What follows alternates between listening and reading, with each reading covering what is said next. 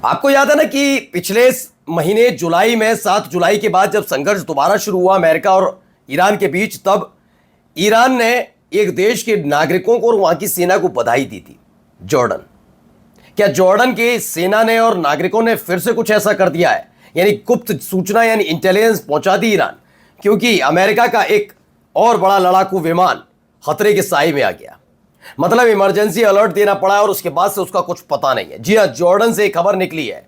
इसी के साथ साथ खबर आज आपको दूसरी जो दिखाने जा रहा हूं वो ये कि 41 दिन बचे हैं अमेरिका के पास। वेनेजुएला जैसा देश जिस पर तेल का भंडार है, नंबर 1 आता है, उसके बावजूद भी तेल के लिए अब बूंद बूंद तेल के लिए तड़पने जा रहा अमेरिका। 41 डेज यानी 41 दिनों का सिर्फ तेल बचा है। हाहाकार मचने जा रहा है और ये सब कुछ अमेरिका की देन में जो हो रहा है वो ट्रंप की देन है। हमने आपको खबर दिखाई दी थोड़ी देर पहले कि ट्रंप के साथ साथ नेतन्याहू भी अपने बेटे को लेकर चिंतित नजर आ रहे हैं। अब जानते हैं क्या हुआ? सबसे ज्यादा डरा हुआ कोई है पूरी दुनिया में अगर राष्ट्रीय अध्यक्ष, तो मेरे हिसाब से नेतन्याहू। अपने ही देश के नागरिकों पर बंदूकें तनवा दी। इतना डरा और सहमा हुआ व्यक्ति जो उसे डर लग रहा है कि कहीं उसी के अपने देश के नागरिक उसकी हत्या ना करते, ऐसा महसूस हो रहा है। क्या हुआ वो भी दिखाऊंगा। और बात बहुत बड़ी बड़ी, ये वो तमाम चीजें, पेजेशकियन, कभी गालिबाफ, कभी विदेश मंत्री उनके, तो कभी मुस्तफा खामनेई। 5 बड़ी मुसीबत अमेरिका के लिए खड़ी हैं ईरान की तरफ से, और इन 5 के बारे में कोई जानकारी ट्रंप को मिल नहीं पा रही। पैसा खर्च करने के लिए तैयार है, किसी मुंह मांगी कीमत देने के लिए तैयार है। ईरान के इन 5 लोगों के बारे में जानकारी दे दो, हाथ जोड़कर निवेदन करना पड़ रहा है। और एक बार फिर से स्ट्रेट ऑफ हॉर्मुज में ईरान ने अपनी ताकत दिखाई। नमस्कार, मैं हूं प्राज्वल गौतम और आप देख रहे हैं खबर चौक। पहली बड़ी खबर यह है, इसमें F-35 LTNG अमेरिका का ये एयरफोर्स का प्लेन है। F-35 रेड कलर से लिखा हुआ आपको दिख रहा होगा 7700। ये अचानक से उड़ा और उसके बाद कोई जानकारी इसके बारे में नहीं मिल पाई। लास्ट ये था कि ये 7700 ये तब दबता है जब इमरजेंसी एक सिग्नल होता है। 7700 जब कोई प्लेन, चाहे फाइटर जेट हो या फिर और भी जो भी प्लेन उड़ते हैं, कार्गो प्लेन हो या नागरिक, 7700 एक इमरजेंसी अलर्ट होता है। वो इमरजेंसी अलर्ट देखने को मिला। US F-35A fighter jets squad emergency 7700 signal over Muwaffaq Salti airbase in Jordan. तो ये खबर भी निकलकर सामने आई है। जॉर्डन में जो उनका अपना एयरबेस है उसके ऊपर ये उड़ान भर रहा था और अचानक से ये 7700 का इमरजेंसी अलर्ट देना पड़ा है। उस प्लेन के बारे में भी जानकारी यानी फाइटर जेट की जानकारी नहीं मिल पाई।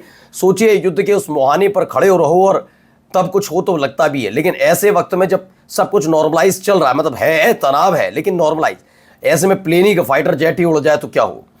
अब आते हैं अमेरिका के लिए नई मुसीबत। The US has just 41 days of crude oil inventory left, the lowest level in the half a century. ये पूरी अगर शताब्दी में देखा जाए, यानी 100 सालों का होता है शताब्दी, अगर उसमें देखा जाए तो ये पहली दफा देखने को मिला है कि इस तरह के हालात अमेरिका के सामने बने। मात्र 41 दिन का क्रूड ऑयल उसके पास बचना, जो पूरे दुनिया में हाहाकार मचा अमेरिका की वजह से, अब अमेरिका उसी से घिरता नजर आ रहा है। बहुत लोग ये कह रहे थे कि वेनेजुएला जैसे देश पर अगर अमेरिका का कब्जा है तो तेल की उसे दिक्कत नहीं होगी, क्योंकि दुनिया का अगर नंबर 1 कोई देश देखा जाए जिस पर प्राकृतिक ये खजाना है, ये खजाना जो है ये पहले नंबर पर वेनेजुएला आता है। वेनेजुएला पर कब्जा तो कर लिया, लेकिन आपको एक चीज़ बता दें कि वहाँ का तेल जो निकलता है उसे रिफाइन करने में, रिफाइन करके ही उसका इस्तेमाल हो सकता है। ऐसा नहीं कि ज़मीन खोदा, निकाला और डाल दिया, गाड़ियों में चलने लगी, नहीं, उसे रिफाइन करना पड़ता है। इसीलिए रिफाइनरी लगी हुई है सब जगह, सऊदी अरब, UAE, ईरान, हर जगह। उसको रिफाइन, जो वेनेजुएला का तेल है उसे रिफाइन करना सबसे महंगा पड़ता है। और इसी में फंसा हुआ है अमेरिका की। कर तो लिया, थू भी करा ली और हो कुछ नहीं पाया। अब देखिए कितना डरा हुआ है नेतन्याहू, जरा देखिए ये वीडियो। लोगों की गाड़ियां खड़ी हैं, अचानक से नेतन्याहू का काफिला निकला और उस गाड़ी में सवार जो स्नाइपर है उसने बंदूक तान दी, बंदूक तान दी। ये देखिए डरा हुआ, हर तरफ से जो गाड़ी इधर उधर से आ रही है उसे लेकर डरा हुआ है। ये सब ऐसे नहीं है, इनपुट मिला हुआ है कि नेतन्याहू को लेकर इजराइल की जनता में गुस्सा है, आक्रोश है। क्या खबर है? Netanyahu security guard suddenly drones firearm and points it at target as motorcade speed through Tel Aviv. Shin Bet says it was required and posed no risk to civilian. मतलब आप वहां से गुजरने वाले नागरिकों पर बंदूक तान रहे और कह रहे हैं कि भाई कोई इससे सिविलियंस को खतरा नहीं। किसने कहा सिविलियन को खतरा? जान को खतरा तो समय नेतन्याहू को चल रहा है। डरा सहमा हुआ ये व्यक्ति कभी कहता है कि मेरे बच्चों को जो सिक्योरिटी मिली है वो लग्जरी के लिए नहीं है। ईरान मेरे एक बेटे की हत्या करना चाहता है, खुद सड़क से गुजरते हैं तो काफिला, सोचिए प्रधानमंत्री का जब काफिला निकलता है तो क्या हालात होते हैं। अपने ही देश के नागरिकों से यानी इजराइल के लोगों से इतना डरे हुए हैं, सिक्योरिटी गार्ड जैसी गाड़ी धीमी होती है तमाम गाड़ियों पर बंदूक तान देते हैं। अब आते हैं, पहले 5 चेहरे जरा गौर से देखिए। ये 5 चेहरे बहुत ज़्यादा ज़रूरी। अमेरिका ने इनके ऊपर $10 मिलियन तक इनाम बढ़ा दिया है। जो भी इन सीनियर IRGC से रिलेट रखने वाले ऑफिसर्स की इंफॉर्मेशन देगा, इन्हें हानि नहीं पहुंचानी, सिर्फ जानकारी देनी है इनकी, उनको $10 मिलियन की दिए जाएंगे, ये कहा जा रहा है। तो खबर क्या है ये देखिए। अमेरिकी विदेशी विभाग के रिवॉर्ड्स फॉर जस्टिस प्रोग्राम ने सोमवार को कहा कि वे ईरान के इस्लामिक रिवॉल्यूशनरी गार्ड कॉर्प्स यानी IRGC के सीनियर कमांडरों के बारे में जानकारी देने पर $10 मिलियन तक का इनाम और दूसरी जगह बसने में मदद की पेशकश कर रहा है। प्रोग्राम में कहा गया है कि उसे ईरान के IRGC के कमांडर अहमद वाहिदी, कह रहे थे ना IRGC खत्म हो गई, ये खत्म हो गया, अब देख लीजिए। अहमद वाहिदी, खातम अल अंबिया से सेंट्रल हेडक्वार्टर के chief Ali Abdollahi, IRGC aerospace force की ड्रोन यूनिट के कमांडर सईद आगाजानी और IRGC साइबर इलेक्ट्रॉनिक कमांड के चीफ हामिद रेजा लश्गारियन और IRGC इंटेलिजेंस ऑफिस के कमांडर माजिद खादेमी के बारे में जानकारी चाहिए। तो कहाँ खत्म हो गया, कुछ बड़ी बड़ी डींगे हाँकने के अलावा कोई काम था ही नहीं। आगे और देखिए। तब तो इस बीच खबर आ गई, ईरान ने स्ट्रेट ऑफ हॉर्मुज में एक और ऑयल टैंकर को टारगेट किया। यह हमला ऐसे वक्त में हुआ जब इसे 24 घंटे पहले ही हूती लड़ाकों ने सऊदी अरब के एक जहाज पर अटैक किया और उसके 24 घंटे के भीतर एक और बड़ा अटैक किया। खबर आई स्ट्रेट ऑफ हॉर्मुज से। आप सबको बताया कि दोनों ही, चाहे वो स्ट्रेट ऑफ हॉर्मुज हो या बाब अल मंदाब रेड सी हो, ये दोनों बहुत महत्वपूर्ण जलमार्ग हैं और यहाँ पर दोनों ही देखा जाए प्रत्यक्ष तौर पर या प्रत्यक्ष तौर पर ईरान का एक तरह से कब्जा है। हूती लड़ाकों ने कब्जा कर रखा है लाल सागर पर, तो उसका मतलब ये नहीं ईरान का एक तरीके से कब्जा है। अब एक रिपोर्ट निकल कर आई है अल जजीरा की।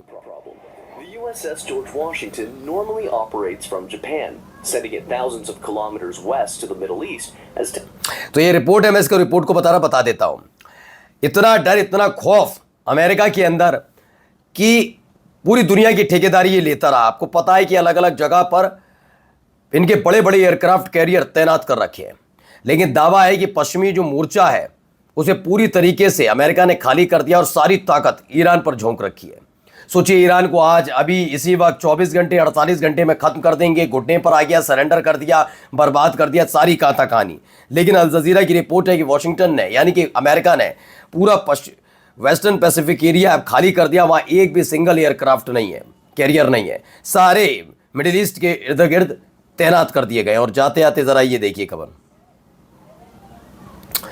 ये नीचे एक चेहरा दिख रहा होगा वो, और इस बैक आपको दिख रहा है। तो खबर GBC की है कि इटली के अधिकारियों ने 216 किलोग्राम 216 kg ड्रग्स बरामद किया है। ये इजरायली आया था रोम से तेल अवीव जाने की कोशिश कर रहा, फ्रॉम तेल अवीव से रोम पहुंचा था और वहां इसके कब्जे से 216 किलो ड्रग्स बरामद हुआ है। नमस्कार।